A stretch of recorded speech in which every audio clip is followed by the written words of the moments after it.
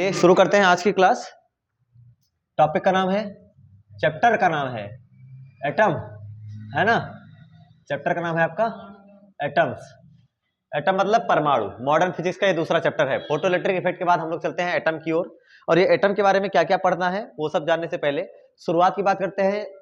जब बहुत पहले वो कैथोड ट्यूब वगैरह जो है ना, वैक्यूम ट्यूब वगैरह से रदरफोर्ड ने डिस्कवर किया था। किसके बारे में? रदरफोर्ड ने नहीं, जे टॉमसन ने करा नहीं था। कैथोड रेज वगैरह चलाई थी और उन्होंने कहा था कि इलेक्ट्रॉन है ये कुछ।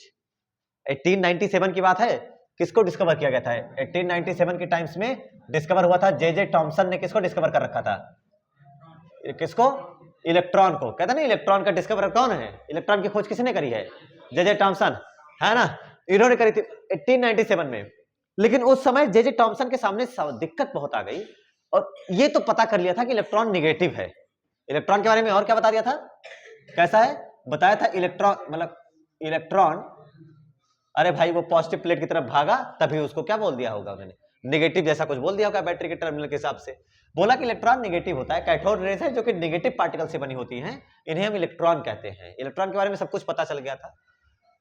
और उन्होंने ये भी बताया कि ये कैसा है, नेचर में नेगेटिव है। लेकिन उस समय एक सवाल ये भी आया, एटम के ऊपर बात आई कि एटम है कैसा। अरे याद करो, बहुत जे थॉमसन से पहले भी डाल्टन थे। डाल्टन याद होगा आप लोगों को?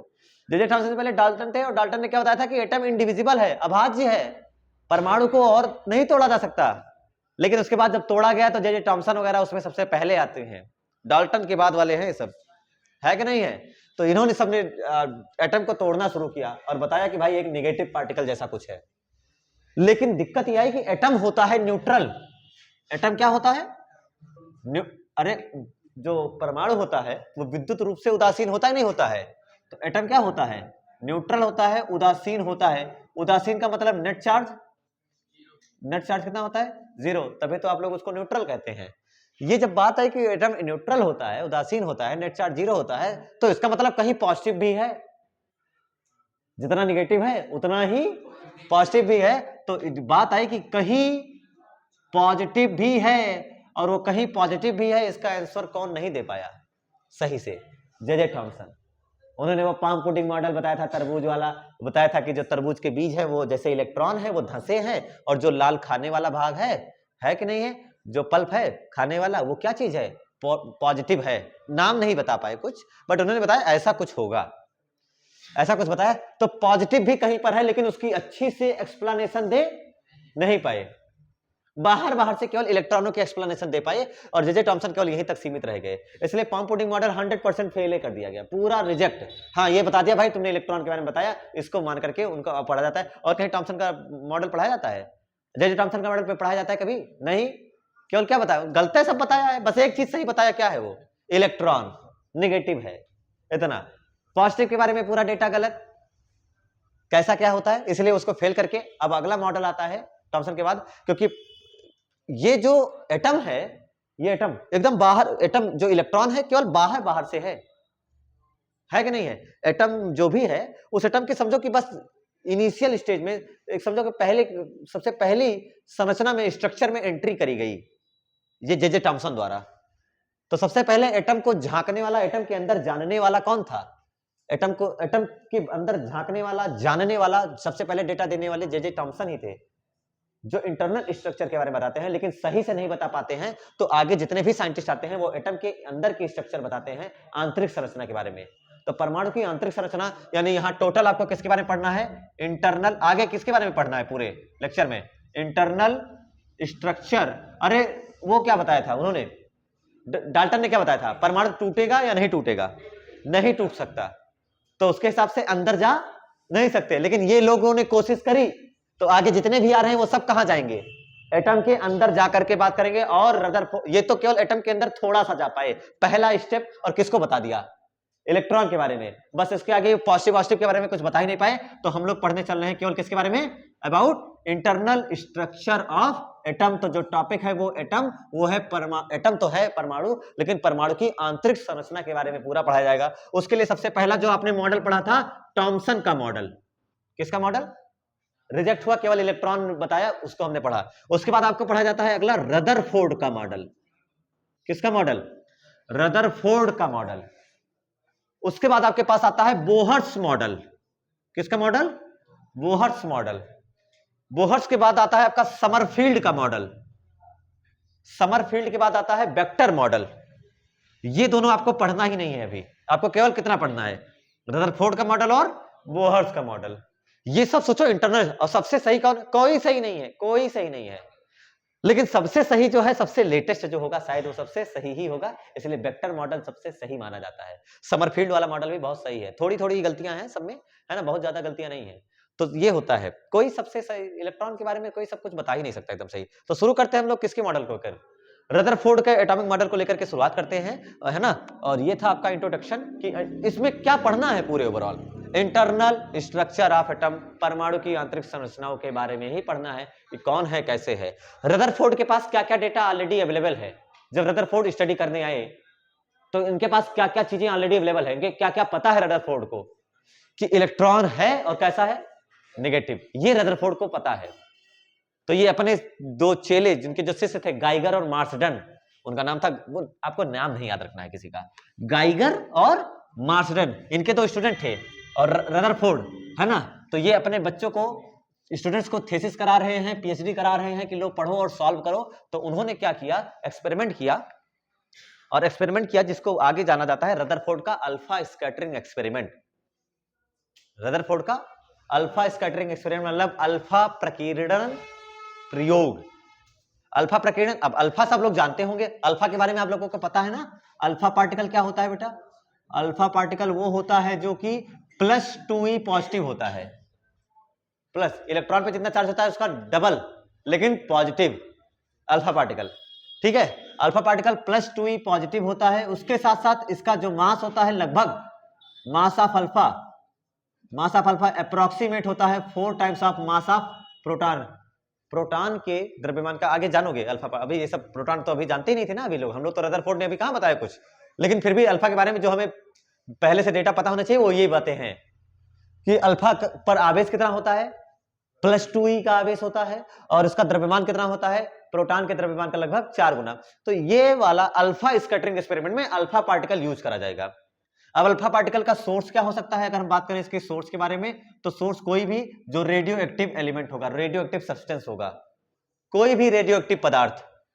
अब आप सबने पढ़ा होगा रेडियो एक्टिव पढ़ा, एफ ब्लॉक वाले सब जानते हो कि ना, लैंथेनाइट एक्टिनाइट जो भी उठाते हो, यूरेनियम थोरियम वहां से उठते हैं, वो सब कैसे हो जाते हैं, अरे जो भी 82 से ज्यादा है, प्लम्बम से जो भी आगे है, जो भी लेड से जो भी आगे हैं, वो सब किस में आते हैं, रेडियो एक्टिव में। तो कोई रेडियो एक्टिव, इसका जो सोर्स है कोई रेडियो एक्टिव एलिमेंट, कोई रेडियो एक्टिव पदार्थ लेकर के हमें ये अल्फा पार्टिकल्स वगैरह मिल सकते हैं, समझे ना। जैसे मान लो एग्जांपल के लिए मैंने यूरेनियम रख लिया, तो यूरेनियम अगर मैं लेकर के आया तो इसमें से अपने आप सेल्फ इसका डीके होता रहेगा, डिसइंटीग्रेशन टूटता रहेगा, और इसमें से अल्फा बीटा गामा सब निकलती रहेंगी, एक्सरे सब निकलती रहती है इसमें से। ये बात समझ में आई, ये सब इसमें से ऑटोमेटिक, इसका धीरे धीरे डिसइंटीग्रेशन होता रहता है, रेडियो एक्टिव एलिमेंट्स हैं, मेटल्स हैं ये सब।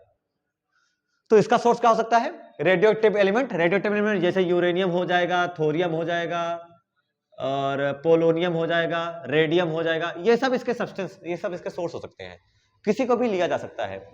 उनके शिष्यों ने क्या किया कि उनके शिष्यों ने क्या किया, पोलोनियम को सिलेक्ट किया, है ना, पोलोनियम का सिलेक्ट किया, किसी को भी सिलेक्ट कर सकते थे, चाहे जिसको कर लेते कोई दिक्कत नहीं थी, ठीक है। तो क्या किया, हम लोग पढ़ते हैं किसका मॉडल, रदरफोर्ड का, रदरफोर्ड का कैसा मॉडल, एटॉमिक मॉडल। लेकिन रदरफोर्ड का एटॉमिक मॉडल नहीं, उससे पहले रदरफोर्ड अल्फा स्कैटरिंग एक्सपेरिमेंट, है ना, रदरफोर्ड का अल्फा स्कैटरिंग, अल्फा प्रकीर्णन प्रयोग जिसे कहते हैं एक्सपेरिमेंट, उसमें क्या क्या चीजें हैं हम उसके बारे में जानने की कोशिश करते हैं कि उसमें क्या क्या था, है ना। ये स्क्रीन सही है, कटी तो नहीं है,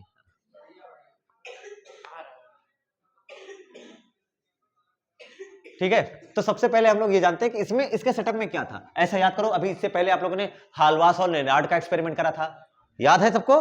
तो उन्होंने एक ट्यूब वगैरह ली थी, उसमें जिंक प्लेट वगैरह ली थी, ये सब सारी चीजें। इसमें इन्होंने क्या क्या ले रखा है, तो इसका जो स्ट्रक्चर है, उसके स्ट्रक्चर के लिए क्या किया, इनके दोनों चेलों का नाम क्या क्या बताया था मैंने, गाइगर और मार्सडेन।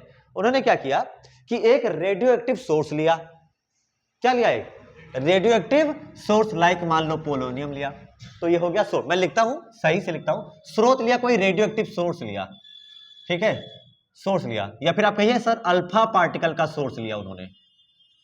कैसा सोर्स लिया? अल्फा पार्टिकल का सोर्स लिया, इसके जगह पर वो कुछ भी ले सकते थे, पोलोनियम वगैरह, पहला चीज हो गया। दूसरा उन्होंने लिया लेड चैम्बर्स, इसको एक बक्से में रखा, उसमें से अल्फा पार्टिकल निकाला, और जब वो निकाला ना तो किधर भी भाग सकते थे। और ये कौन है जो रेडियो एक्टिव डीके होता रहता है, कहां पर आके रुक जाता है? लेड पर, 82 लेड पे आके रुक जाता है। इसीलिए इनको रोकने के लिए इन्होंने क्या लिया है साथ में? लेड रॉड्स ली है, लेड चैम्बर्स ले रखा है ना। और ये किसके लिए ले रखा है? लेड का मतलब जानते हैं ना, लेड का मतलब क्या होता है? पीबी, है ना। ये प्लम्बम ले रखा है और ऐसे रॉड वगैरह लगा देते हैं ताकि वो एक कोलिनियर बने रहे, ठीक है, ये ले लिया उन्होंने। और इसके साथ साथ अल्फा स्कैटरिंग एक्सपेरिमेंट, अल्फा आ गया, उनको सीधा करने वाला आ गया, और कौन आया? वो कहीं पर तो जाएगा, किसी एटम से तो मुलाकात करेगा ही करेगा, तो उस एटम के लिए उन्होंने ले लिया एक बहुत ही पतली सी गोल्ड फॉइल ले लिया, बहुत ही पतली सी, लगभग उसकी जो आरम है ना बहुत पतली सी, जिसका एटॉमिक नंबर कितना है? 79, और इसकी जो डायमेंशन है लगभग 10⁻⁶ मीटर के ऑर्डर की, इतनी पतली गोल्ड फॉइल लिया। और इसको क्या करा? गोल्ड फॉइल लिया, इस गोल्ड फॉइल के चारों ओर एक साथ ही साथ उन्होंने क्या किया? एक बढ़िया सी एक दीवार लगा दी, फ्लोरोसेंट दीवार लगा दी, जो फ्लोरोसेंट मतलब समझते हो, जैसे ये एलईडी वगैरह होती है ना, ये फ्लोरोसेंट, ये दूसरी चीज है ना, फास्फोरेंस फ्लोरोसेंट, अलग अलग चीजें होती है। फ्लोरोसेंट वो होता है, हिंदी में पता नहीं क्या कहते हैं, प्रतिदीप्त, अस्फुदीत, ऐसा कुछ नाम होता है, देख लीजिएगा आप लोग, अस्फुरदीप्त जो भी होता है, अगर उसके ऊपर लाइट पड़े तो वो ग्लो करे, चमके, समझ रहे हैं इस चीज को? इसे क्या कहते हैं हम लोग? फ्लोरोसेंट कहते हैं, ठीक है। अगर मान लो जैसे यही बोर्ड है, अगर इसके ऊपर कहीं से लाइट पड़ जाए ना तो वो क्या करे? चमकने लग जाए, ग्लो करे, आपको दिखे, अगर आप स्कोप वगैरह लगा के देखे तो कहें अरे यहां आकर के, यहां पर कुछ पड़ा, एनर्जी आकर के पड़ा, वो ग्लो कर रहा है। तो उसके लिए उन्होंने एक दीवार ली, फ्लोरोसेंट वॉल ली, और वॉल किसके लिए? एक दीवार लेते हैं जिसके अंदर वो गोल्ड फॉइल घेर के रखते हैं, जिंक सल्फाइड की, ये फ्लोरोसेंट होता है ना, ये तुरंत करता है। और इसको पूरा सेटअप बनाया, जिसको क्या कहा जाता है? रदरफोर्ड का अल्फा स्कैटरिंग एक्सपेरिमेंट के नाम से जाना जाता है। समझ में आया चीज? इसे बोलते हैं रदरफोर्ड का अल्फा स्कैटरिंग एक्सपेरिमेंट, जिसमें उन्होंने क्या किया? एक अल्फा पार्टिकल का सोर्स लिया, मतलब कोई रेडियो एक्टिव पदार्थ लिया जिसे पोलोनियम कहा गया, और उन्हें लेड चैम्बर लिया ताकि उनको सीधा कर सके। सीधा करने के बाद सामने क्या रखा है? सामने एक वहां से निकल, मान लो ये है रेडियो एक्टिव, या ये यहां से निकल रहा है अल्फा, अब कहीं सभी जा सकता है, तो उसको डिब्बे में रखा, सीधा करा, लेड चैम्बर लगाया, सीधा करा, वो किसके ऊपर आके गिरेगा? किसके ऊपर गिरेगा? इंसिडेंट होगा गोल्ड फॉइल के ऊपर, स्वर्ण पन्नी के ऊपर आकर के गिरेगा। उसके बाद चारों तरफ दीवार लगाई गई है, देखा जाता है कि कहां ग्लो हो रहा है उसके बेसिस पर। और सोने की पन्नी बहुत मोटी है, बहुत पतली है भाई। अब सवाल आता है इतनी पतली लेने का रीजन क्या है? इतनी पतली सोने की पन्नी, इतनी पतली लेने का, भाई मोटी भी ले सकते थे, अल्फा पार्टिकल में ताकत है भी इतना भेद करके निकल जाने की, तो जरूरी है कि इतना पतली ले। इतना पतली लेने का रीजन क्या है? सोचो, ये रुमाल को अगर मुझे मोटा करना हो, अगर इसे मोटा करना हो, तो क्या कई सारी लेयर बगल बगल लगाते चला जाऊंगा? तो ये जो थ्रेड्स हैं उनकी कई सारी लेयर बनेगी कि नहीं बनेगी? तो उधर से जो भी आएगा उसके कई सारे थ्रेड से सामना होगा। लेकिन आप एटम पढ़ने चल रहे हो, बहुत एटम का भंडार नहीं पढ़ने चल रहे हो, केवल एक एटम के बारे में पढ़ने चल रहे हो। तो जब एक एटम के बारे में पढ़ने चलोगे तो आप सोचोगे किस क्या कि जो अल्फा पार्टिकल आ रहा है उसका सामना कई सारे एटम से हो कि एक ही एटम से हो? एक ही एटम से हो। इसलिए हम इतनी पतली सोने की पन्नी यूज करते हैं ताकि जो अल्फा पार्टिकल का सामना हो उनका केवल एक ही एटम से हो। क्योंकि अगर बहुत सारा एटम होगा, समझो ऐसे एक पतली पतली सी दीवार ऐसे बना के, ऐसे देखो एक एक एटम की ऐसे दीवार लगी है, अब इसको तोड़ करके जाने में उसके लिए ज्यादा आसान होगी, स्टडी आसान होगी। और बगले खूब एटम लगा दोगे तो मल्टीपल कोलिजन होगा, एनर्जी खत्म हो जाएगी अल्फा पार्टिकल की। इसलिए इतनी पतली सोने की पन्नी यूज करा जाता है, ठीक है। तो ये हो गया उनका अल्फा एक्सपेरिमेंट। अब यहां से अब वो लोग लेते हैं अपना ऑब्जर्वेशन। तो इसका डायग्राम बना देते हैं हम लोग कि, है ना, उनका कंक्लूजन वगैरह क्या था, है ना, ऑब्जर्वेशन एंड कंक्लूजन। मिटा दे इधर वाला, अल्फा पार्टिकल के बारे में सब पता है ना सबको। Charge 2e mass 4 times of mass. इसका सोर्स क्या है? रेडियो एक्टिव पदार्थ से भी हम इसको बाहर निकाल सकते हैं, जैसे कि ये सब हो गए, इन्होंने सेलेक्ट करा था पोलोनियम वगैरह। और रदरफोर्ड के अल्फा स्पेक्ट्रम एक्सपेरिमेंट में ये सारी चीजें शामिल हैं। इन्हीं चारों चीजों को मिलाकर के पूरा पढ़ाई होती है, ठीक है। तो आगे हम लोग देखते हैं ऑब्जर्वेशन एंड कंक्लूजन। उससे पहले एक्सपेरिमेंटल सेटअप देख लेते हैं, बनाया कैसे गया था। हम लोग तो अभी केवल दिमाग में याद कर रहे हैं, है कि नहीं है? हम लोग केवल याद कर रहे हैं। तो उसके लिए क्या किया जाता है भाई? एक बढ़िया सा एक बॉक्स लिया गया, इस बॉक्स में रखा गया, वो क्या चीज रखा गया भाई, ये रेडियो एक्टिव सोर्स है ना, एलिमेंट रखा गया, कोई मटेरियल रखा गया, और यहां से अब अल्फा पार्टिकल निकलेंगे तो सभी डायरेक्शन में निकलेंगे, सभी डायरेक्शन में निकलेंगे, सब अल्फा पार्टिकल्स ये देखो चल रहे हैं। लेकिन इनको सीधा करने के लिए आगे लगा दिया जाता है लेड के चैम्बर्स लगा दिए गए। अब ये लेड चैम्बर्स क्या करेंगे, लेड पे कोई इफेक्ट पड़ेगा इसका अल्फा पार्टिकल का? सबको पता है डिसइंटीग्रेशन टूटना कहां तक चलता है, लेड तक, उसके बाद रुक जाता है। तो ये आगे जो लेड चैम्बर्स लगा दिए गए, ये सब इनको क्या कर देते हैं, एकदम सीधा कर देते हैं, मतलब कोलिनियर करने के काम आता है कि नहीं है? सब एकदम सीधी पट्टी में ऐसे सीधा निकले तो रहेंगे तिरछा। अच्छा मान लो यहां एंटर किए तिरछा वगैरह, लेकिन आगे जाकर के कैसे हो जाएंगे, अभी सीधे हो जाएंगे। तो ये चलेंगे अल्फा पार्टिकल्स, ये चल रहे हैं अल्फा पार्टिकल्स, क्लियर है सबको? ये चल रहे हैं। अब यही अल्फा पार्टिकल किसके सामने पड़ेंगे, ये सब गोल्ड फॉइल के सामने पड़ेंगे, जो कि बहुत ही पतली इसके सामने रखी गई है, और इसको भरा गया है, इसको पैक किया गया है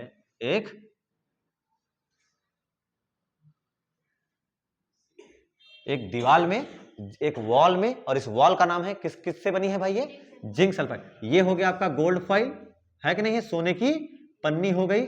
ये आपका है फ्लोरोसेंट वॉल, है ना, जिसके ऊपर कहीं से भी लाइट पड़ेगी, कहीं से भी कोई भी अगर एनर्जी आएगी तो ग्लो कर जाता है, जो है जिंक सल्फाइड की दीवार है। ये क्या है आपके पास, लेड चैम्बर्स है ना, लेड रॉड्स हैं। ये क्या है भाई आपका, रेडियो एक्टिव सोर्स, है कि नहीं है, अल्फा पार्टिकल सोर्स। यहीं से तो अल्फा पार्टिकल चलेंगे। और देखो कितना आसान है, सोचो कितना आसान है इसको देखना और समझना कि हाँ कितने आसानी से, आपको तो बड़ा आसान दिख रहा है, लेकिन करने में बहुत मेहनत लगा रहा होगा जब बनाया होगा उन लोगों ने, ठीक है। और क्या, आपके लिए तो बहुत आसान हो गया, आपने बता दिया।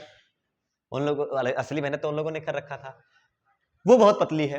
अब उसके बेसिस पर यहाँ स्कोप वगैरह लगा करके देखा गया कि क्या क्या इवेंट देखने को मिलते हैं। तो कहीं यहाँ ग्लो दिखा, कहीं यहाँ ग्लो दिखा, कहीं यहाँ, कहीं यहाँ, कहीं यहाँ, कहीं यहाँ, जैसा भी ग्लो दिखा, on the basis of glows, वहां पर जो है ना इफेक्ट देखने को मिला उस दीवार पर, उसके बेसिस पर जो जो बताया उन्होंने। सबसे पहला टॉपिक शुरू होता है यहाँ पर, अब आपका असली खेल शुरू होता है। एक्सपेरिमेंट बता दिया मैंने, अब नंबर 1 था एक्सपेरिमेंट, समझ लीजिए, ठीक है, एक्सपेरिमेंटल सेटअप। नंबर बी क्या होगा, ऑब्जर्वेशन एंड कंक्लूजन्स। तो ऑब्जर्वेशन क्या क्या है, ऑब्जर्वेशन एंड कंक्लूजन कि क्या क्या बातें निकली। तो सबसे पहली बात उन्होंने ये देखा कि जो अल्फा पार्टिकल जा रहे हैं, बहुत सारे अल्फा पार्टिकल जा रहे हैं, वो बिना डेविएट हुए सीधे चले जाते हैं, और मैक्सिमम से मैक्सिमम ग्लो यहां दिखाते हैं बिना डेविएट। बहुत कम डेविएट होते हैं, क्या होता है, कोई विक्षेपित ही नहीं होते। ज्यादा से ज्यादा अधिकांश अल्फा कण बिना विक्षेपित हुए पन्नी के आर पार निकल जाते हैं। अब आप इस दीवार के उस पार कैसे जा पाएंगे, जब यहां बीच में कुछ हो या खाली हो? तो यहां से क्या बात पता चली, क्योंकि बहुत सारे अल्फा पार्टिकल आए, उस दीवार से टकराने के बाद उस पार सीधे चले गए। इसका मतलब क्या है कि अल्फा पार्टिकल के रास्ते में कोई रुकावट नहीं आई। इसका मतलब क्या, रास्ता पूरा खाली है। तो इस एटम, उन्होंने यहां से बात पता करी कि जब अधिकांश अल्फा पार्टिकल सीधे निकल गए तो एटम का ज्यादा से ज्यादा जो हिस्सा है वो खाली है। एटम इज हॉलो, खोखला होता है अंदर से। सबसे पहली बात क्या हुआ, अधिकांश अल्फा पार्टिकल्स, मैं बताते चल रहा हूं, आप लोग सुनते चलिएगा, ठीक है। Most of the alpha particle crossed without undeviated, कि बिना किसी विक्षेप, क्रॉस कर गए वो भी बिना विक्षेपित हुए, डेविएट ही नहीं हुए, विदाउट डेविएशन, यानी किसी डेविएशन के नहीं, सीधे जाकर के वहां ग्लो करते हैं। इसके बेसिस पर क्या बताया गया, ऑब्जर्वेशन करा, क्या ऑब्जर्व करा, आधा, जो बहुत सारे पार्टिकल सीधे निकल गए, क्या कंक्लूजन निकल के आया, एटम का आधा से ज्यादा हिस्सा, अधिकांश हिस्सा क्या है, खाली है। पहली बात, अधिकांश alpha particles, mostly alpha particles, अगर मैं लिखूं मोस्टली अल्फा पार्टिकल्स, है ना, क्रॉस किए, क्रॉस द फॉइल, हाँ क्रॉस द फॉइल अनडेविएटेड, आर पार निकल गए, कहीं कोई मुड़ाव ही नहीं आया, सीधे आ रहे थे, सीधे ऐसे चले गए, वहां पर सीधे उस ZnS पर आकर के दीवार पे ग्लो करने लग गए। ये हुआ। इसके मतलब क्या कंक्लूजन यहां से निकला, मोस्ट पार्ट ऑफ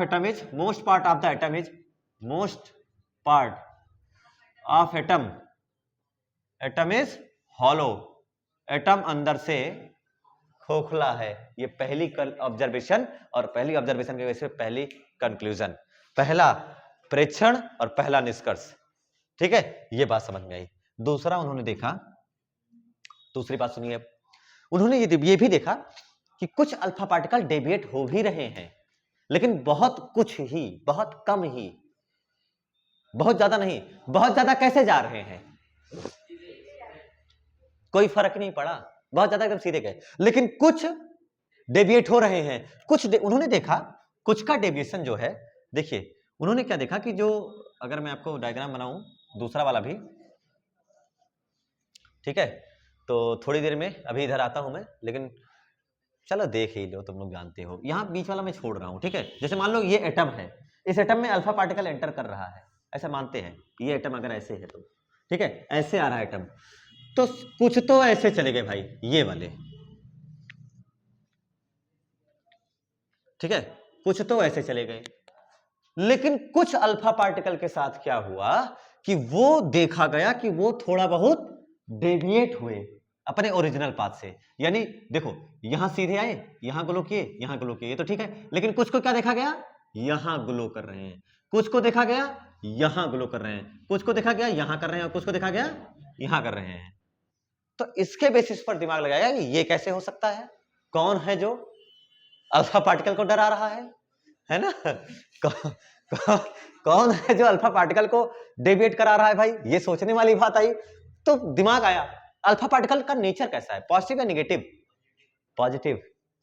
तो और ये भी पता है कि भाई पॉजिटिव पॉजिटिव को अट्रैक्ट करता है, रिपेल करता है, ठीक, पॉजिटिव पॉजिटिव को क्या करता है, रिपेल करता है। ध्यान यही रखो, है ना, तो तुम्हें पता भी रहेगा कि मैंने क्वेश्चन क्या पूछा है। यस, अट्रैक्ट करता है, पॉजिटिव पॉजिटिव अट्रैक्ट करता है, रिपेल करता है। तो अब सोचो, ये घूम गया, ये घुमाया कौन होगा इसको, जरूर अंदर बैठा कोई पॉजिटिव, जरूर अंदर बैठा कोई पॉजिटिव ही बैठा होगा जो इसको डेविएट कराने का काम होगा। अच्छा, कुछ को देखो तो थीटा एक्यूट एंगल पर, कुछ कितने पर, एक्यूट पर, और कुछ ऑब्ट्यूस पर, और शायद एकात कोई, शायद कोई एकात परपेंडिकुलर ऐसे गया होगा और ऐसे ही वापस शायद आया होगा, कुछ एकात। लेकिन ये बहुत, करोड़ों में एक, लाखों में दो तीन, हजारों में हजार, ऐसा कुछ समझो, ठीक है, कुछ ऐसा ऑब्जर्वेशंस। अब आप सोचिए कितने कितने डेविएशन पढ़ाए गए। पहला तो कोई डेविएशन ही नहीं हुआ, सीधे वाले, जिसकी वजह से क्या बताया, जो परमाणु है अधिकांश हिस्सा उसका खोखला है। दूसरा ये देखा गया कि कुछ डेविएट होते हैं कितनी डिग्री पर, 90 डिग्री से कम, है ना, और कुछ देखा गया कि 90 डिग्री से ज्यादा पर डेविएट हो रहे हैं। ऐसा नीचे वाले में भी हुआ, 90 डिग्री से कम, और ये जो ऐसे आ रहा है वो ऐसे, सही तो है।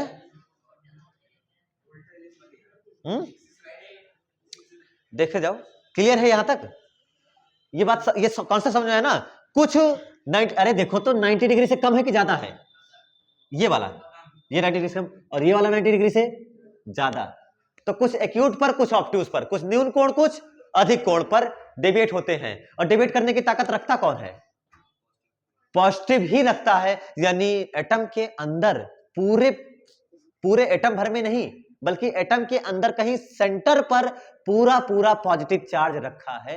ये बताया किसने, रदरफोर्ड ने, कंक्लूजन के बेसिस पर।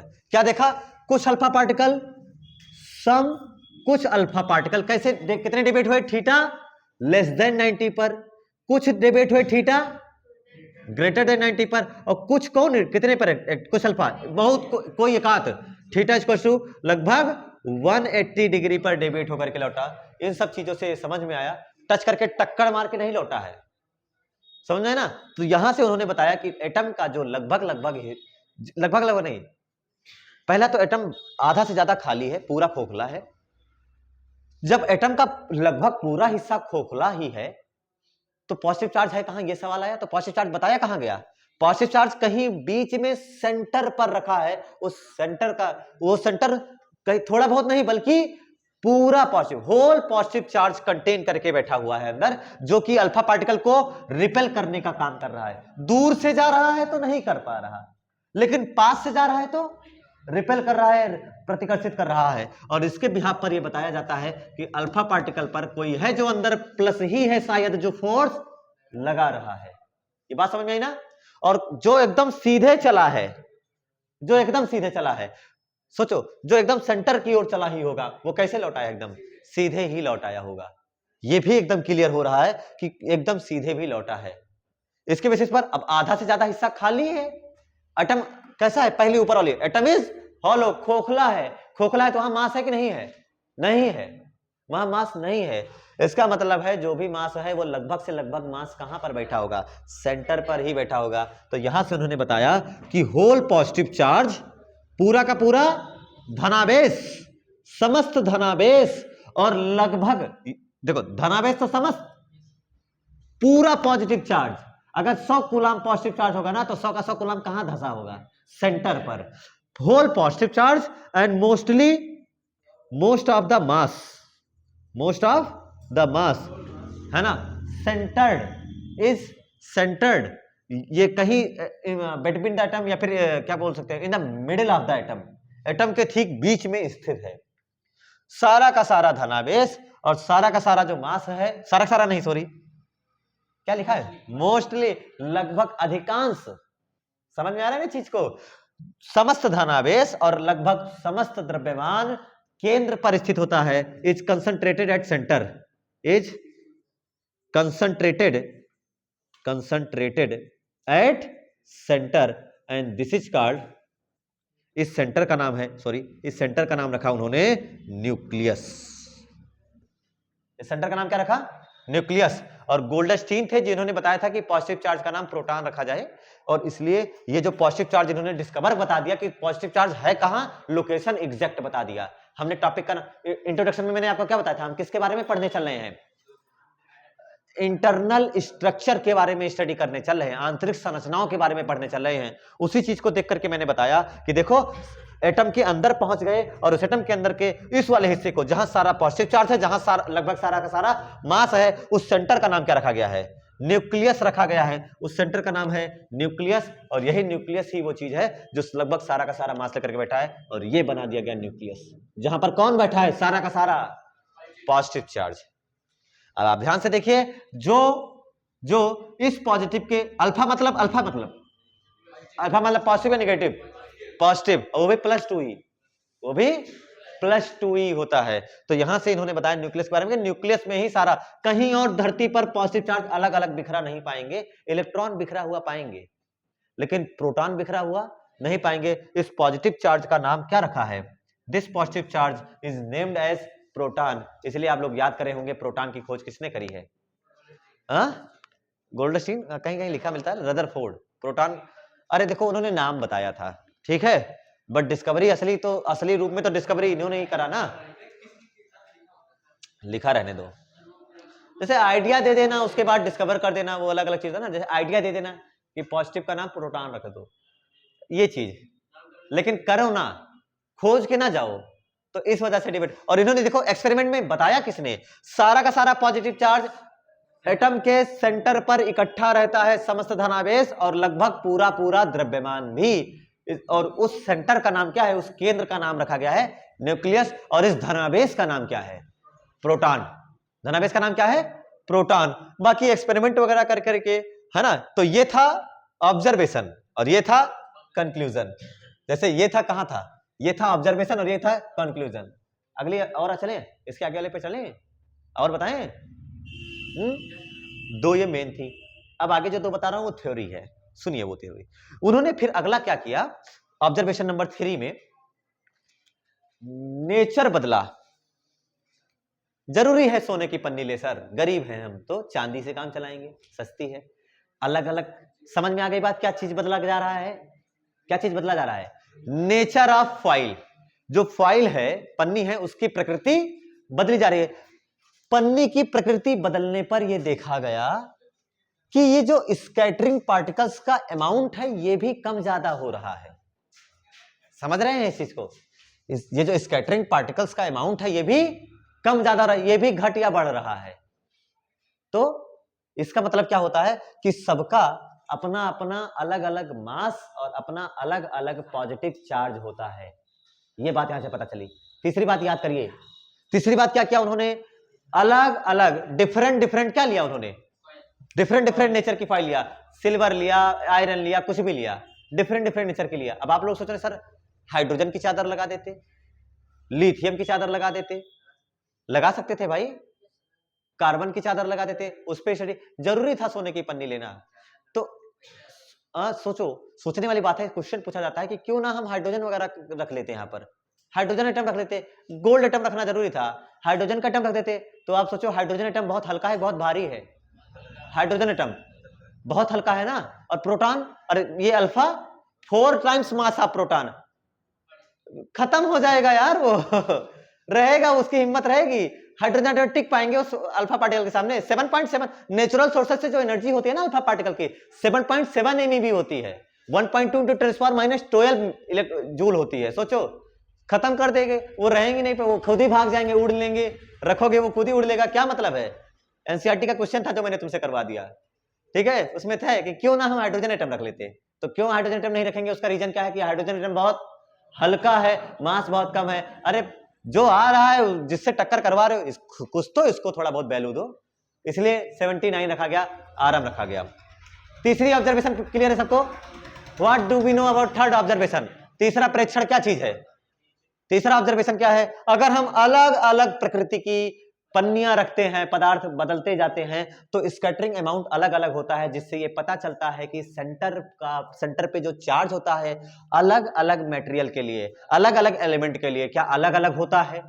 तीसरी बात। चौथी बात सुनिए, तीसरी मैंने लिखा नहीं, तीसरी आप लोग खुद से लिख लीजिएगा, है कि नहीं है? डिफरेंट फाइल्स के लिए amount of scattered particles, amount of angle अलग अलग होता है, जिसके वजह से हम लोगों ने ये बताया कि हाँ भाई सबके अंदर चार्ज की अमाउंट ऑफ चार्ज अलग अलग होता है। क्या ये बात सबको क्लियर है? हो गया, एकदम आसान था ना तीसरा। चौथा सुनिए, पहला दूसरा ज्यादा इंपॉर्टेंट था इसलिए मैंने वो बना रखा है। चौथा ये कहा गया, चौथा सुनिए, कि अगर हमने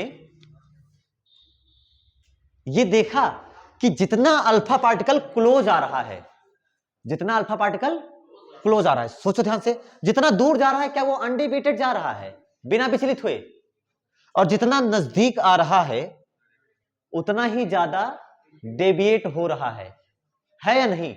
देख लो खुद से, खूब दूर से जा रहा है तो सीधे चला गया, atom most part of the atom is hollow. लेकिन जो इसके सेंटर के पास से जा रहा है, सेंटर के पास से, उसका क्या हाल हो रहा है? जो थोड़ा सा पास से आया क्या थोड़ा सा डेविएट हुआ, जो ज्यादा पास आया वो ज्यादा डेविएट हुआ। इसका मतलब ये किसका लॉ है? कहीं पढ़ा है ऐसा कोई लॉ जो हमें किसी लॉ को बता रहा हो, जितना चार्ज के पास आओगे फोर्स उतना ही ज्यादा लगेगा? ऐसा कौन सा लॉ है? ऐसा कूलाम्स लॉ, किसका नियम? कूलाम का नियम। क्या कूलाम का नियम सबको पता है? F = K(Q1Q2)/r²। आर जितना कम करेंगे क्या फोर्स उतना ही ज्यादा होगा? तो आर जितना ही कम हो रहा है फोर्स उतना ही ज्यादा हो रहा है, और ये उतना ही ज्यादा हो रहा है। यहां से किसका वेरिफिकेशन हो जाता है, कौन सत्य पाया गया? एटॉमिक स्टडी में, एटॉमिक स्ट्रक्चर्स की स्टडी में कूलाम का लॉ भी वेरीफाई है, वैलिड है। यानी कूलाम का जो नियम है वो कहां कहां सत्यापित है, कहां कहां यूज हो गया। बाहर तो दो चार्ज खूब दूर दूर रखे हैं वहां तो है, लेकिन क्या वो एटॉमिक डिस्टेंस के लिए भी, परमाणुवीय दूरियों के लिए भी सत्य है कि नहीं सत्य है? कूलाम का नियम सभी जगह के लिए सत्य हुआ कि नहीं सत्य हुआ? एटॉमिक डिस्टेंसेस के लिए भी, एटम के बाहर के लिए भी सत्य है, लेकिन न्यूक्लियस के अंदर सत्य नहीं है। आगे पढ़ोगे, यहां प्रूफ है कूलाम्स का लॉ बाहर बाहर वैलिड है बेटा, अंदर वैलिड ये अगले चैप्टर में पढ़ाया जाएगा, ठीक है? न्यूक्लियाई में बताया जाएगा कि भाई अभी आप किसके बारे में पढ़ोगे? एटम के बारे में। अभी एटम के बारे में पढ़ लिया अच्छे से, एटम जब पढ़ लोगे तो किसके बारे में पढ़ा जाएगा? न्यूक्लियाई के बारे में। समझ में आया ना? तो वो अगला चैप्टर है, एकदम सीरियल से चल रहा है, देख रहे हो? इसी हिसाब से लेसन डिजाइन करा जाता है कि पहले एटम के बारे में सब सीख लीजिए, फिर न्यूक्लियाई के बारे में। तो कूलाम का लॉ चौथी ऑब्जर्वेशन किसको वेरीफाई करती है? तीसरे के बारे में बता देता हूं, nature of material, nature of file. अगर नेचर ऑफ फाइल बदलेंगे तो अलग अलग डिफरेंट नेचर ऑफ फाइल के लिए डिफरेंट जेड की वो किसकी वैल्यू होती है? पॉजिटिव चार्ज की। समझ में आया ना? किसकी वैल्यू होती है? पॉजिटिव चार्ज की। और चौथा की बात करें अगर हम इसके बारे में, किसके बारे में बात कर रहे थे? बट किसके बारे में? कूलॉम्स के लॉ के बारे में। तो चौथा ये किसका वेरिफिकेशन करता है? कूलॉम्स लॉ, कूलॉम्स लॉ का वेरिफिकेशन, है ना, ये चौथा। क्लियर हुआ सबको? समझ में आया पूरा? अगले टॉपिक को, ए हो गया, बी हो गया, अब हम लोग को सी लेकर के चलते हैं, इलेक्ट्रॉन ऑर्बिट्स। नहीं नहीं, इलेक्ट्रॉन ऑर्बिट से पहले अल्फा पार्टिकल ट्राजेक्टरी, है ना। तो आइए हम लोग देखते हैं अल्फा पार्टिकल की ट्राजेक्टरी, अल्फा का प्रक्षेप्य पथ। ठीक है, तीसरा नंबर सी क्या चीज है? अल्फा का प्रक्षेप्य पथ। ये भी केवल थ्योरी जैसा है, जिसमें सबसे इंपॉर्टेंट है estimation of size of nucleus, वो हम बताएंगे, इसमें मिल जाएगा फिर, है ना, डोंट वरी। बट अभी जो खुद से समझने ना, अंडरस्टैंडिंग जो मैं बताता चलूं, उसको अपने हिसाब से, अपने लैंग्वेज में जो आपको समझ में आए, एक्सप्लेन तो मैं पूरा करता हूं, उस समय जो आपको समझ में आए कि हाँ लाओ ये पॉइंट उतारना सही है, वो उतार लिया करिए। ठीक है, बाकी आपके सामने सारी पूरा ऑपरेशन कर दिया गया। यहाँ पर, अब यहाँ पर अगर लिखने की जरूरत पड़ेगी तो आपको लिखाना पड़ेगा, यहाँ तो खुद से समझ में आ गया। अलग अलग अगर हम प्रकृति की पन्नियां लेते हैं, अलग अलग फॉइल लेते हैं, तो उससे हमें क्या बोलते हैं, ये जो प्रकीर्णित अल्फा पार्टिकल हैं वो अलग अलग दिखते हैं, जिसकी वजह से हमने कहा कि सबका धनावेश, सबका पॉजिटिव चार्ज सेम नहीं होता, अलग अलग होता है, और मास भी सबका अलग अलग होता है। ठीक है, ये यहां से हमने इसको बताया। तीसरा, चौथा, जो जितना पास से आया, जो जितना पास से आया वो उतना ही ज्यादा दूर डेविएट हुआ, उतना ही ज्यादा एंगल दिखाया, इसका मतलब है कूलॉम्स लॉ वेरीफाई हो रहा है, वो हमने चौथा बता दिया। मिटार दूं मैं पूरा? मिटार दें? अगला नाम है अल्फा पार्टिकल ट्राजेक्टरी। जो अल्फा आया वो गया कैसे कैसे, उसको देखते हैं। टॉपिक का नाम है अल्फा पार्टिकल ट्राजेक्टरी, अल्फा का प्रक्षेप्य पथ, ये वाला देखा जाए। ये मिटार दे रहा हूं मैं पूरा, ठीक है, लेकिन नीचे वाला डायग्राम काम आएगा। नंबर सी,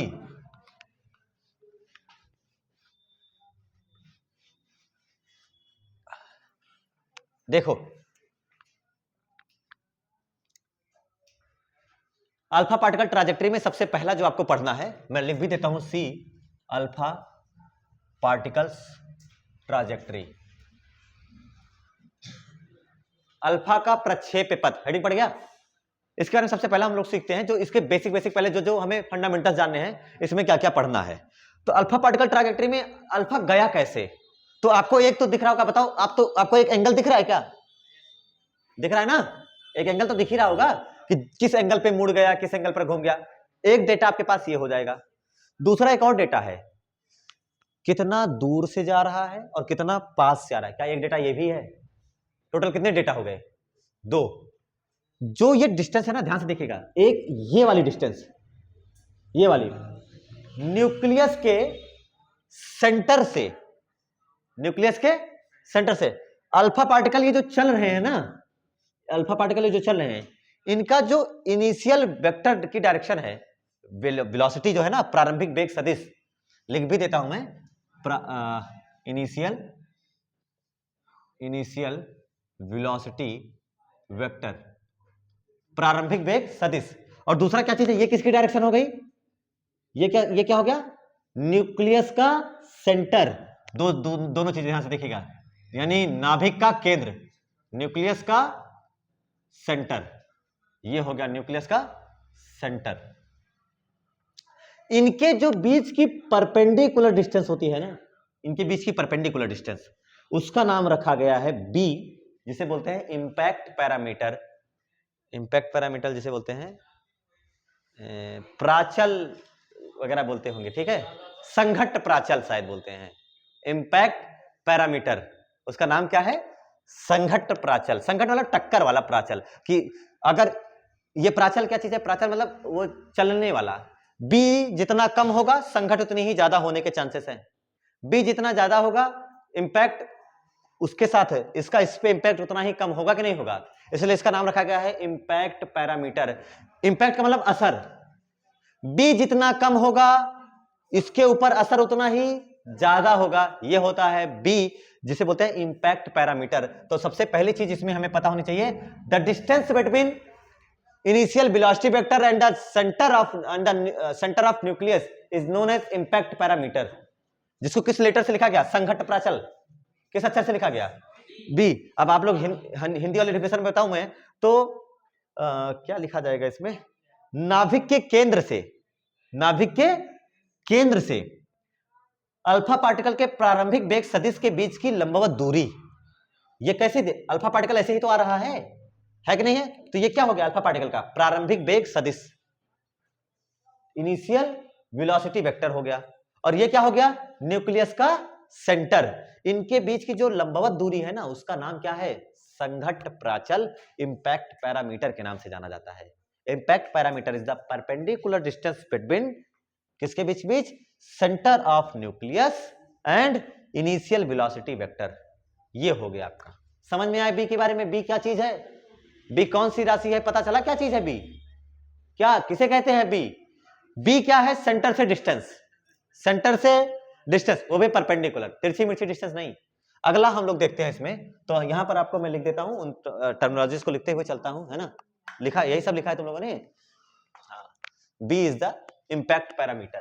तो सबसे पहला आपने पढ़ा नंबर 1 के बारे में, संघट्ट प्राचल, इंपैक्ट पैरामीटर बी। संघट्ट प्राचल किसे कहेंगे? हवा नहीं लग रही क्या? होश नहीं आ रहा क्या? संघट्ट प्राचल नहीं समझ पा रहे हो सब लोग? एक टर्मिनोलॉजीज है जो आपको याद करना है, डेटा है, थ्योरी है भाई, ये केवल याद करना है। और इसमें याद क्या करना है?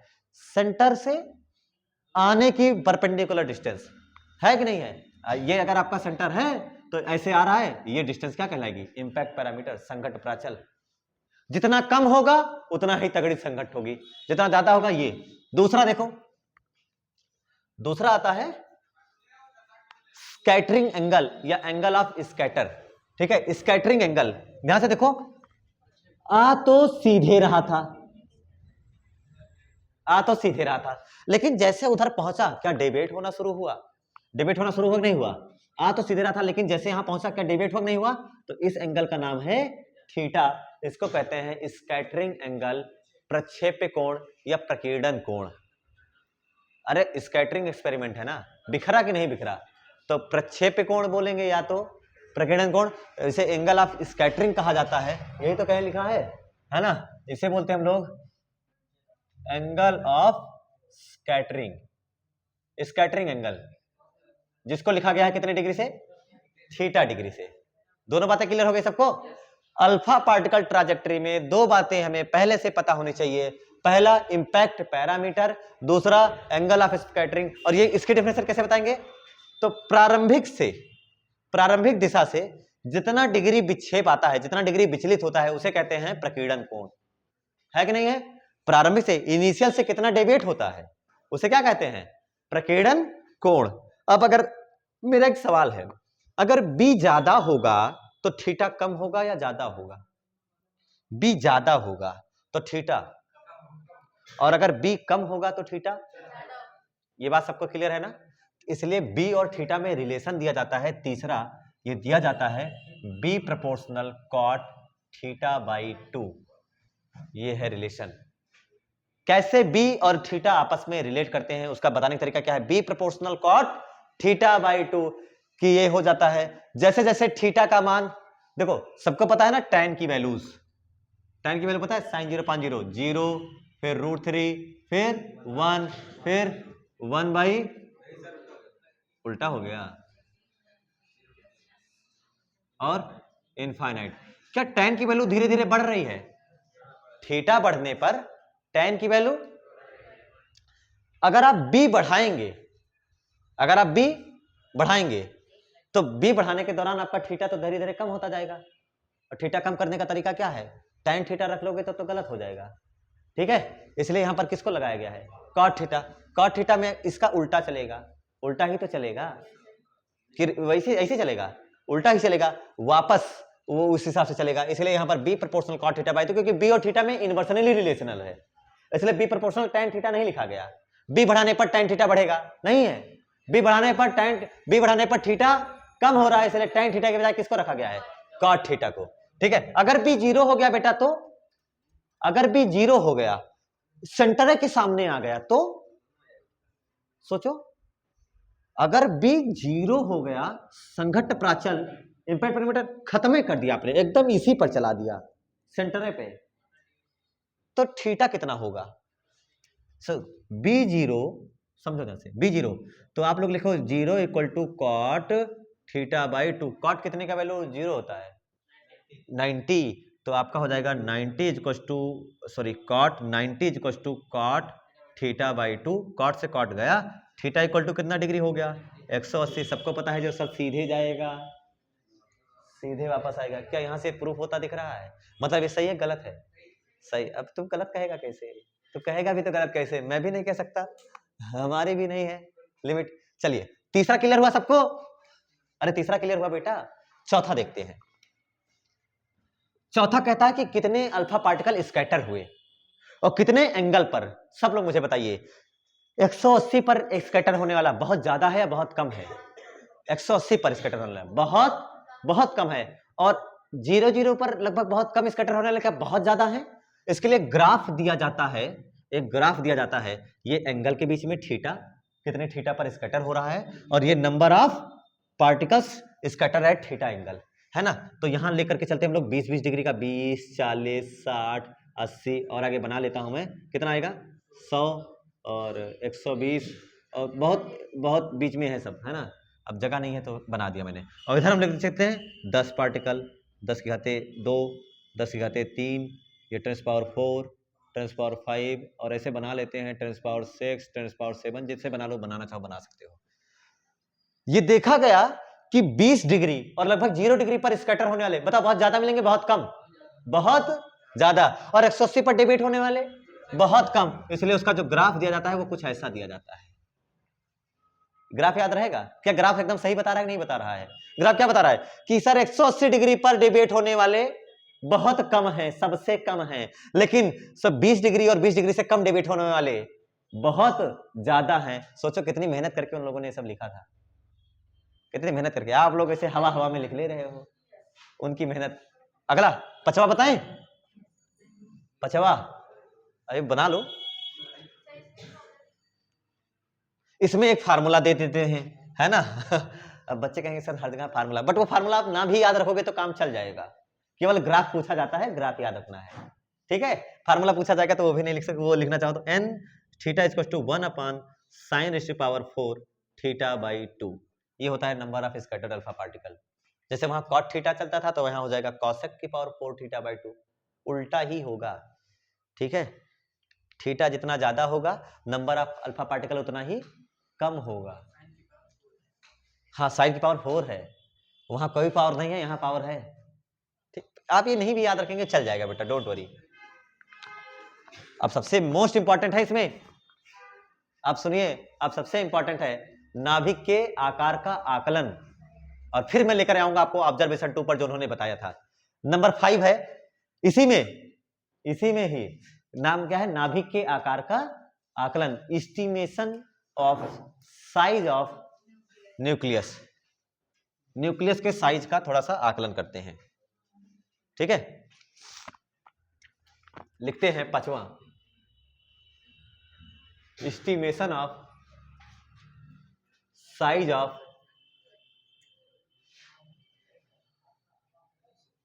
न्यूक्लियस। नाभिक के आकार का आकलन करते हैं। कैसे हो पाएगा नाभिक के आकार का आकलन? क्या तरीका है?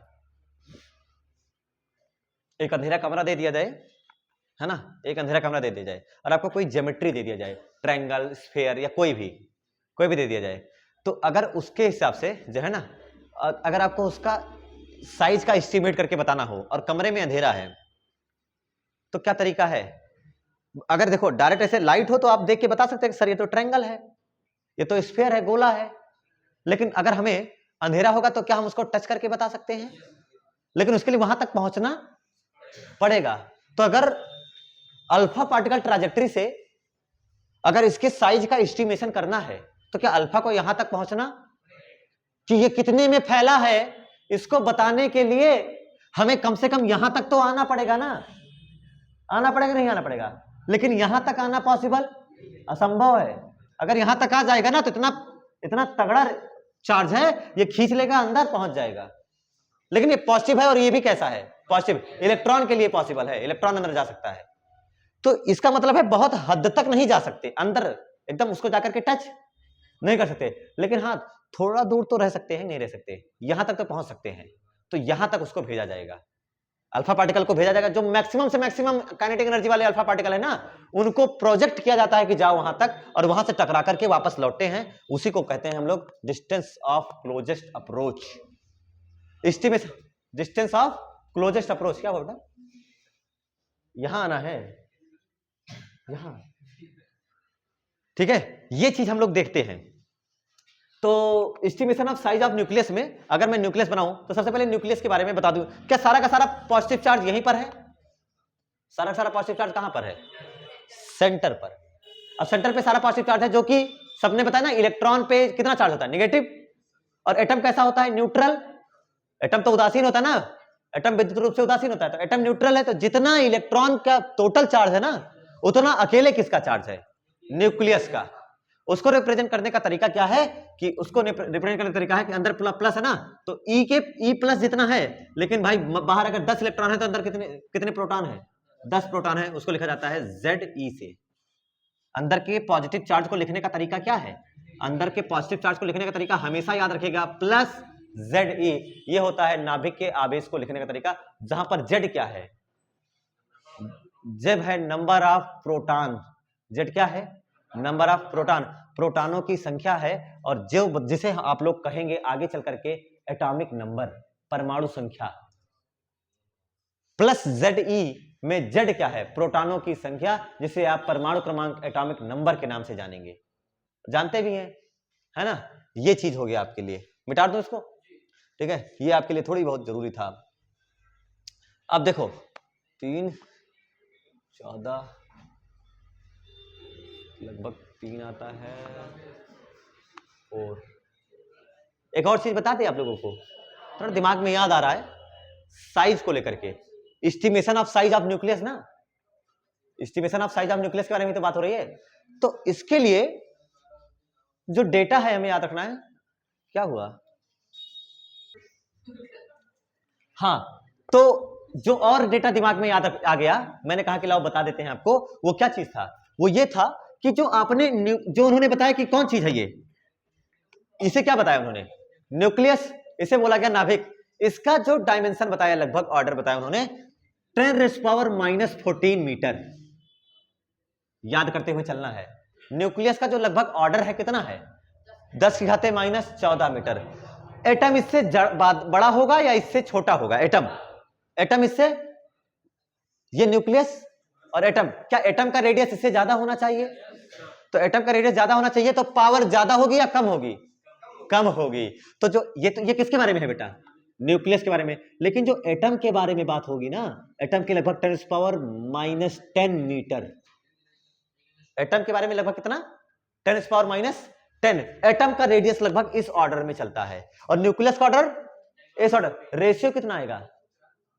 रेशियो कितना आएगा इसके रेस्पेक्ट में? इसका रेशियो सोचो, अगर न्यूक्लियस लिखा जाए, अगर न्यूक्लियस अकेला होगा तो क्या एटम कितना होगा? 10,000, मतलब 10⁻4। अरे एटम अगर एक होगा, सॉरी न्यूक्लियस अगर अकेला होगा, तो उसके जहां पर एटम कितना रखो, तो उनका रेशियो बराबर आएगा। यानी इसका रेशियो आएगा 1:10⁻4। 1:10⁻4। ये रेडियस का क्या चीज हो गया? देखो, न्यूक्लियस की रेडियस को इतना बार अगर न्यूक्लियस की रेडियस 1 मीटर है ना, मान लिया, तो उसको कितने से गुणा कर दो? 10,000 से गुणा कर दो, तो वो किसके रेडियस के बराबर हो जाएगा? एटम की रेडियस के बराबर हो जाएगा। ये डेटा ये बताता है। तो ये 10⁻4 किसके ऑर्डर में है? न्यूक्लियस वाले में। अरे वही है 4 भाई। तो ये चीज हो गया रेशियो। अगर वॉल्यूम का पूछ ले, आयतन का पूछेगा, तो आयतन बराबर क्या होता है? 4/3πr³। 4 का 4, 4 दूनी 8, 4 तिया 12। समझ में आया ना। तो एटम का आयतन अगर 1 है, वॉल्यूम में मैं बता रहा हूं, वॉल्यूम में अगर एटम का वॉल्यूम 1 है, तो न्यूक्लियस का वॉल्यूम कितना लिखोगे आप लोग? 1:10⁻12। ये डेटाज है। अगर आपके मान लो एमसीक्यूज में आ जाए तो देख करके, ये दोनों तो आता है, ये दोनों बहुत पूछा जाता है। इन दोनों को यदा कदा पूछ ले पता नहीं, लेकिन ये दोनों पूछे जाने वाली चीजें थी। ठीक है, याद आया तो मैंने कहा बता ही देता हूं आप लोगों को। नहीं तो सब चीजें हर समय पर नहीं याद रहती। 4/3πr³, तो 4/3πr³ करोगे तो आर क्यूब करोगे तो आर है कितना 10⁴, ये क्यूब उधर जाएगा ना, तो 10⁴, तो पावर में पावर चढ़ेगा तो क्यूब उस पर थोड़ी करोगे। क्या समझ बैठे? ये अगर ऐसा होता 4 का क्यूब तब वो जाता तुम्हारा जो तुम बता रहे हो कि 64 वाला, तो ये बहुत ज्यादा नहीं हो जाएगा 64 वाला? कुछ तो क्वेश्चन कि परमाणु की त्रिज्या की कोटि क्या होती है? What is the order of radius of atom 10⁻⁻10? What is the order of radius of nucleus 10⁻⁻14, है ना? नाभिक के त्रिज्या का कोटि क्या होता है, ऑर्डर क्या होता है ये। दूसरा, दोनों की त्रिज्याओं में अनुपात क्या होता है? 1:10⁴। आयतनों का अनुपात क्या होता है? 1:10⁻12। ये मैं फालतू में तुम लोगों को परेशान कर रहा था, ये सब चीजें ना बताता तो भी तुम जिंदा रहते और तुम्हें याद था ये सब, है कि नहीं? तुम लोग सब पहले से पढ़े बैठे हो। मैंने क्या बताया न्यूक्लियस के बारे में? न्यूक्लियस के अंदर ये कितना चार्ज होता है? प्लस ZE जैसा। ये Z समझ में आया क्या चीज है? Z है क्या चीज? Atomic number, number of proton, और प्लस होता है अंदर का पॉजिटिव चार्ज। ये मैंने मान लिया न्यूक्लियस ले लिया, कोई भी आरएम वगैरह मान लेते हैं, कुछ भी, लेकिन पता नहीं है इसलिए मैंने इसको क्या लिख दिया? Plus ZE। क्या सही लिखा है? न्यूक्लियस, न्यूक्लियस एकदम सही लिखा गया है। और यहां से कोई चल रहा है अल्फा पार्टिकल, कोई सोर्स से फेंका गया, ये ऐसे जाते जाते जाते जाते यहां तक पहुंचा। समझ में है ना? ये क्या चीज है आपका? अल्फा पार्टिकल है, और ये चल रहा है यहां तक पहुंचते पहुंचते। क्या एकदम उसके पास तक पहुंच पाएगा? हम लोग केवल अंदाजा लगाने चल रहे हैं, एस्टिमेशन कर रहे हैं, केवल लगभग आकलन, एकदम 100% श्योर नहीं है कि हाँ यही होगा, है कि नहीं है? थ्योरेटिकली हम लोग पता करने चल रहे हैं। तो थ्योरेटिकली पता करने की कोशिश किया गया तो देखा गया कि ये बस इसके आगे नहीं पहुंच पाया, इसके आगे पहुंच नहीं पाया। और ऐसे चलते चलते यहां पर इसके पास क्या है? काइनेटिक एनर्जी बहुत सारी। और चलते चलते स्पीड बढ़ेगी या घटेगी? बताइए सब लोग, स्पीड बढ़ेगी या घटेगी? धीरे धीरे स्पीड कम होगी, काइनेटिक एनर्जी धीरे धीरे कम होती जाएगी। और यहां पर पहुंचने के बाद जहां पर वो रुक गया, अब आगे नहीं पहुंच पाया, रिपेल हो रहा है ना लगातार, तो यहां तक पहुंचने के बाद रुक गया, इसको कहा गया है R0 से। किस लेटर से? R0 से। इसको कहते हैं डिस्टेंस ऑफ क्लोजेस्ट अप्रोच, पहुंचने की न्यूनतम दूरी, पहुंचने की न्यूनतम दूरी इसको कहते होंगे, है ना? डिस्टेंस ऑफ क्लोजेस्ट अप्रोच इसे बोलते हैं हम लोग, है ना? क्या? Closest distance of approach. हाँ, सबसे न्यूनतम से न्यूनतम कितना पहुंच सकते हैं? पहुंच की न्यूनतम दूरी, पहुंच की न्यूनतम दूरी को हम लोग ये ध्यान रखते होते हैं, जिसे बोला जाता है R0। ठीक है, ये हो गया। अब इसको डिटरमाइन कैसे करा जाता है? ये मैं मिटा दूं, इधर वाला सब, इधर वाला सारा मैं मिटा सकता हूं ना? ये सब तो आपके दिमाग में छप ही गया होगा इतनी देर तक। तो अगर ये छप गया है तो बहुत अच्छी बात है। जो जो चीजें बी जाना, थीटा जाना, वगैरह वगैरह सब जाना आप लोगों ने। अब सबसे लास्ट यही है, एस्टिमेशन ऑफ, है ना?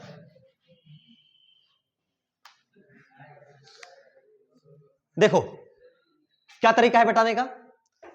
जितनी काइनेटिक एनर्जी है सब किसमें बदल गई? जितनी काइनेटिक एनर्जी, दिमाग लगाओगे तो सब हो जाएगा, वरना बर्बादें खत्म हो जाओगे फिर। बताओ, यहां से यहां पर खूब सारी काइनेटिक एनर्जी लेकर के चला है, और पहुंचते पहुंचते पहुंचते धीरे धीरे एनर्जी खत्म हो रही है, और यहां पहुंचने के बाद एनर्जी 0 हो गई, यानी all kinetic energy is converted into potential energy. रुक गया है energy between two static charges, दो रुके हुए आवेशों के बीच में स्थितिज ऊर्जा लिखने का सूत्र U = 1/4πε0 Q1 Q2/R। यही तो होता है। तो इसका मतलब काइनेटिक एनर्जी भले हमें नहीं पता है, लेकिन हम उसको किसके टर्म में लिख सकते हैं? जब वो रुक गया तो पोटेंशियल एनर्जी के, और कहां तक पहुंचा है? R0 तक। तो सारी काइनेटिक एनर्जी किस में कन्वर्ट हो गई है? पोटेंशियल एनर्जी में। U = 1/4πε0 into Q1 Q2। चल कौन रहा है? Alpha particles. Q1 कितना? प्लस ZE इंटू Q2 कितना? Q2 कितना? Q1 ये लिख दिया तो Q2 कितना होगा? अल्फा पार्टिकल ही तो होगा, 2E अपॉन R0 का स्क्वायर, R0। वेरी गुड, ये हो जाएगा यहां से R0 बराबर। एक सेकंड, सबको पता है सारी काइनेटिक एनर्जी किसमें बदल चुकी है? पोटेंशियल एनर्जी में। यानी पोटेंशियल एनर्जी ही क्या चीज हो जाएगी? Kinetic energy. अगर एट द मोमेंट बात करें तो यानी जहां U है वहां क्या लिख सकता हूं? K। तो K = लिखा जाएगा 1/4πε0 इंटू 2ZE² अपॉन R0। मुझे R0 ही बताना है, तो R0 बराबर क्या हो जाएगा बेटा?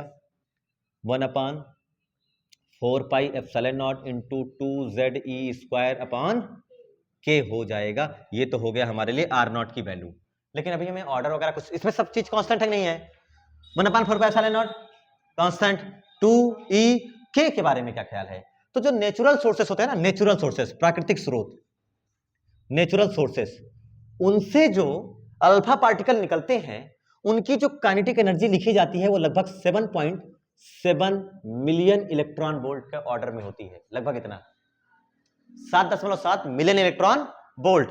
इसको अगर मैं जूल में लिखने की कोशिश करूं तो 1.2 इंटू 10⁻12 जूल का होती है। सोचो, इतनी एनर्जी है। इतनी एनर्जी किसके पास है? अल्फा पार्टिकल्स के अंदर 1.2 इंटू 10⁻12 जूल की एनर्जी होती है। अरे इलेक्ट्रॉन वोल्ट में 10⁻19 आएगा ना, -19 आएगा, और मिलियन में 10⁻6 तो -13 वगैरह करके एडजस्ट करके इतना ही बनेगा। 16 7 112 कर लिया करो यार, तुम लोग पता भी होगा तुम लोगों को। ये काइनेटिक एनर्जी है। अगर अब सारे डेटा रखा जाए यहां पर ना, सब कुछ रखा जाए जितना है, अब देखो R0 बराबर क्या लिखोगे? 1/4πε0 की वैल्यू सबको आता है, कितना होता है? सोचा पहले लेसन का न्यूमेरिकल लग रहा है, समझ लो 9 × 10⁻9 इंटू 2 पता ही है। जेड अलग अलग हो सकता है अलग अलग नेचर के लिए, फाइल बदलोगे तो जेड बदलेगा। इसका मतलब है जेड किनारे फेंक देते हैं, 2 साथ में रखते हैं, ठीक है। E² 1.6 इंटू 10⁻19 इसका होल स्क्वायर पूरे का बटा, सब तो हो गया। के बचा, के कितना लिखा मैंने? 1.2 इंटू 10⁻12 ये हो गया ना। और कौन चिपका रहा था? Z, जो कि नहीं लिखा गया, यहां पर मैंने बगल लिख दिया Z। इलेक्ट्रॉन से एक इलेक्ट्रॉन कट भी सकता है ना। हाँ, 7.7 MeV रखने के बाद 10⁻6 रखना पड़ेगा, ई वो हो जाएगा। चलो सब जूल में आ गया तो आ जाने दो। एक ही तो कटेगा, एक बचेगा, एक कटेगा और एक बचेगा। अरे वहां E² है ना, तो ठीक है, ये हो गया। अब इसको अगर तुम्हें क्या जरूरत है काटने पीटने की, जब मैं हूं तुम्हारे साथ, तुम्हें क्या जरूरत है सोचने की कि भाई ये कैसे करेंगे वो कैसे करेंगे? है कि नहीं है? है कि नहीं? 9 का 10 बना देंगे जैसे न्यूमेरिकल लगा देते हैं। नहीं, ऐसा नहीं करना है। इसमें तो हम लोगों को ठीक ठाक ही चलना है, इसमें गलत नहीं चल सकते भाई, है ना। इसमें गलत चल जाएंगे तो गड़बड़ हो जाएगा। अब अगर इसको हम लोग पूरा सॉल्व करें तो आप ध्यान से देखो कितना ऑर्डर आ रहा है। लगभग ऑर्डर में से करो, 12 और 16 एक नहीं बनाना है, ठीक है। 2 छक्के 12 और काटने पीटने पर ये आपका लगभग